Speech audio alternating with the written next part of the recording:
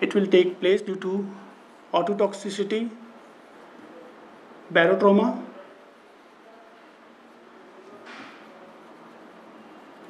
and volutrauma. When oxygen is given in high concentration, it can worsen the condition by bronchopulmonary dysplasia. Lack of antioxidants and free radical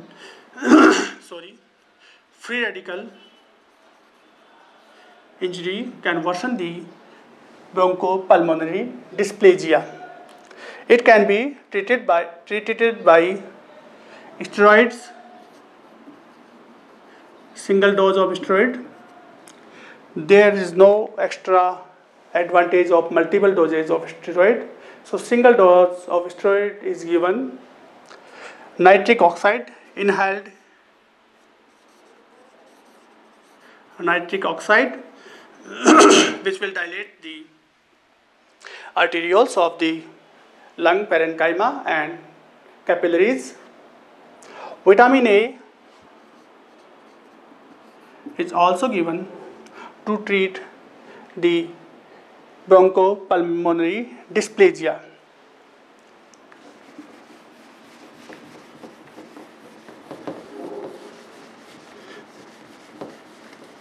The other complications of the respiratory distress syndrome are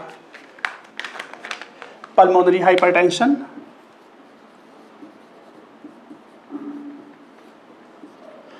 pulmonary hypertension is treated by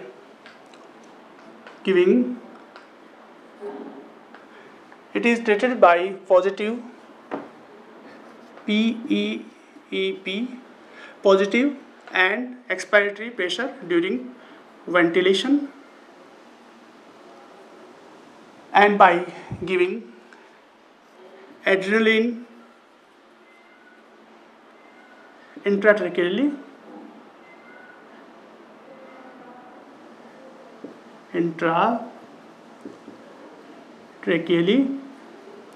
Adrenaline is given.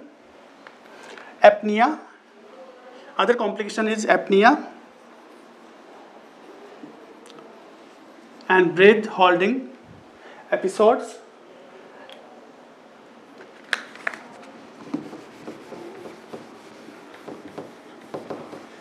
PDA, patent ductus arteriosus. There are 3 shunts in the embryo. One is ductus arteriosus, ductus venosus, and foramen ovale. So after birth, lungs are non-functioning. So here is arch of aorta during embryonic life. Here is pulmonary trunk.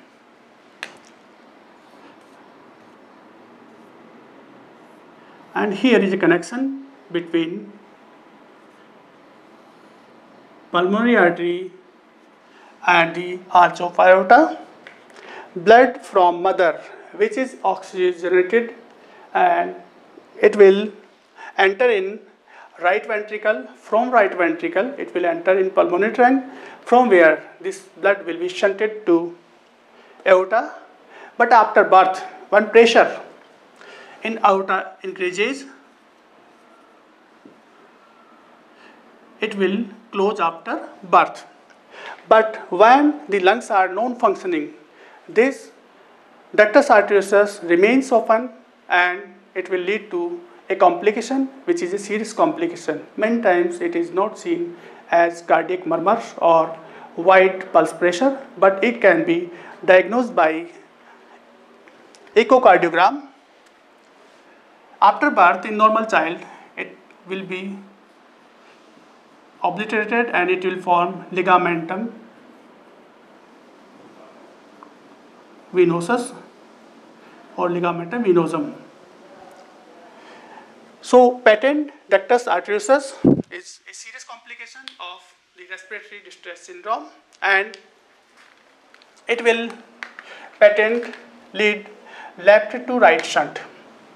Blood from here is high pressure and low pressure, and so blood will enter in the pulmonary artery, and there will be left to right shunt because it is coming from left ventricle and it is going to right ventricle. It is treated by given indomethacin or ibuprofen. Indomethacin injection is given at a dose of 0.2 mg per kg in 3 doses. If it remains patent, other dose is repeated after 15 days or 12 days.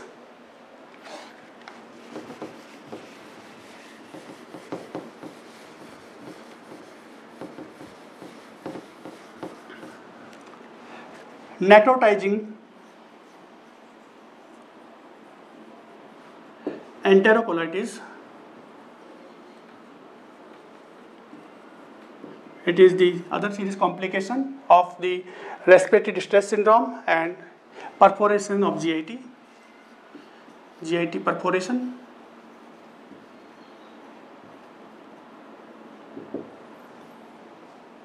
It is also a serious complication of respiratory distress syndrome.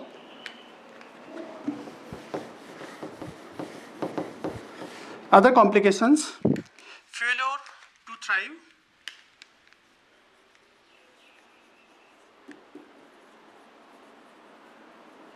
child will not develop and will fail to gain the weight. So failure to thrive, intraventricular hemorrhage or intracranial hemorrhage. EUSG is done at the time of admission if child born before 28 weeks or before 32 weeks, and second sonography or ultrasonography of the ventricle should be performed at the discharge of hospital. So intraventricular hemorrhage is other complication of the respiratory distress syndrome or sometimes ICH. It is seen in 20 to 40% patients, 20 to 40% cases born before 28 weeks.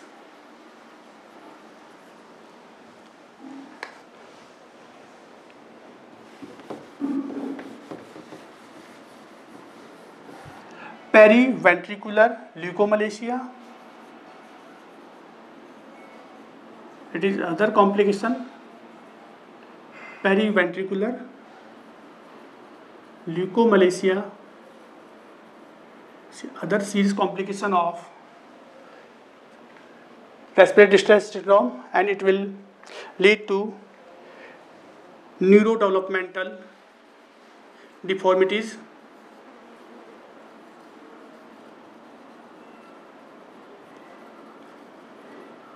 And audiovisual handicap, it will lead to audiovisual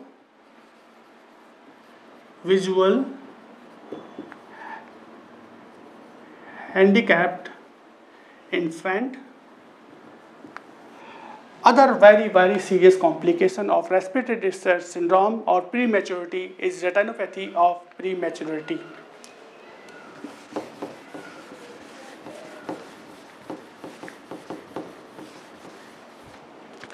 Retinopathy of prematurity. One factor of this retinopathy is prematurity, and other factor which is high concentration of oxygen, that is oxygen toxicity, can also lead to retinopathy of prematurity. Increased O2 and prematurity is inversely proportional to the retinopathy of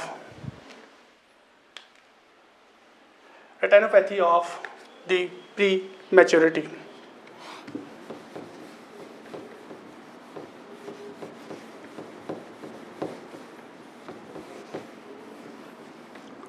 Bevacizumab is used. Zumab is used to treat the retinopathy of prematurity intraocularly. It will lead to secretion of endothelial growth factor and repair the retinopathy of prematurity. After complications of the respiratory distress syndrome, I will go the treatment portion. Treatment part. The treatment of respiratory distress syndrome is advanced in last few decades after discovery of surfactant and positive alveolar pressure. Here are some treatments approaches. First is corticosteroid.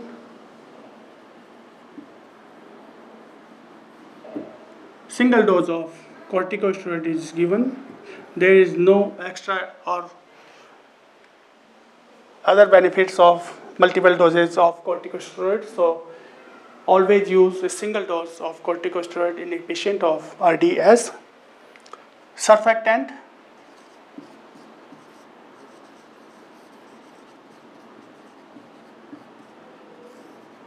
Intratracheal surfactant is given in patients of respiratory distress syndrome to decrease the surface tension of the alveoli and facilitate the gaseous exchange and removal of the fluid and hyaline membrane from the alveoli.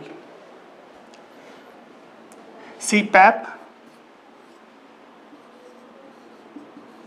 continuous positive alveolar pressure, and nowadays it is used in bubble Cpap by a nasal prong to diminish the injury to alveoli. Nasal prong is used.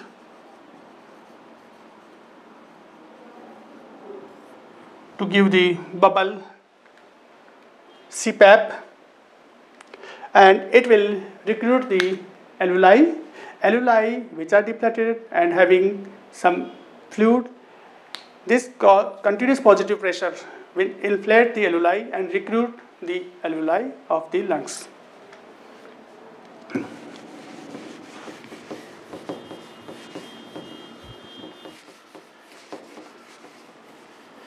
Assisted ventilation.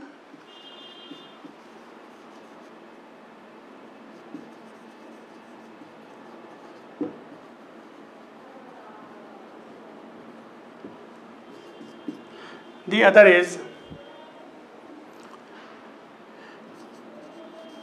supportive treatment. It includes 10% dextrose,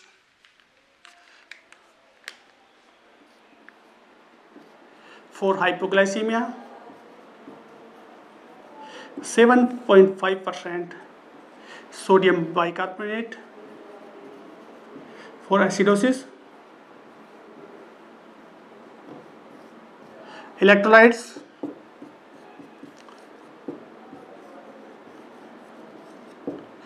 crystalloids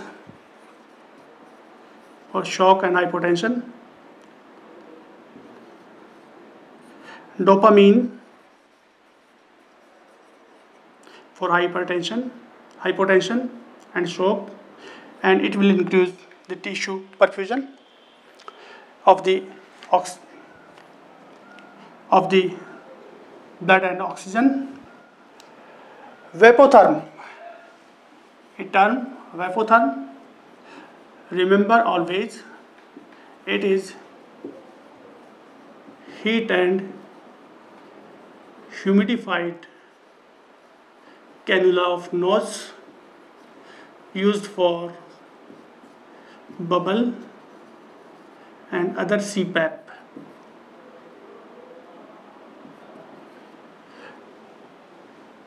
Continuous positive airway pressure is given by this vapotherm, which is hot and humid cannula. It is having several advantages over the normal trocar or cannula.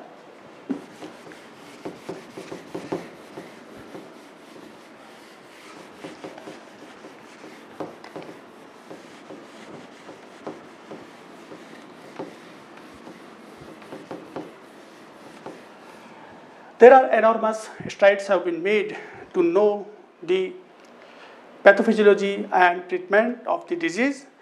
This disease can be prevented by some factors which have been discovered in last some decades.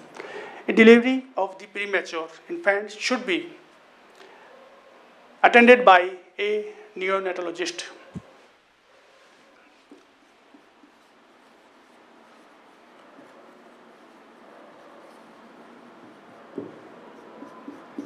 There should be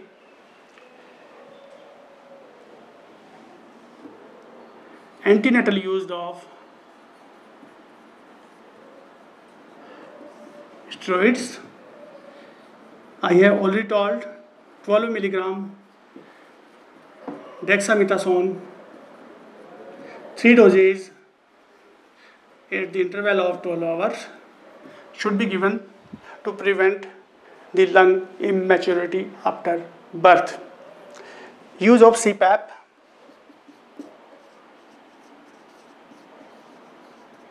bubble Cpap to diminish the injury of epithelium and endothelium of the alveoli and the capillaries. Use of surfactants,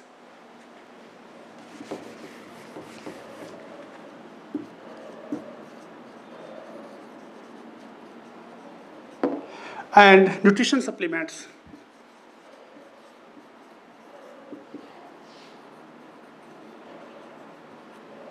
These approaches have reduced the mortality and morbidity of the disease in last decades. And use of steroid in the child.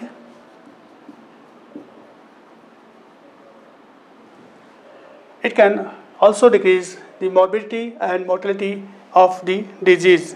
Use of nitric oxide, inhaled nitric oxide. It is helpful in the maturity of lungs, in the inflammation of alveoli, and in the bronchopulmonary dysplasia.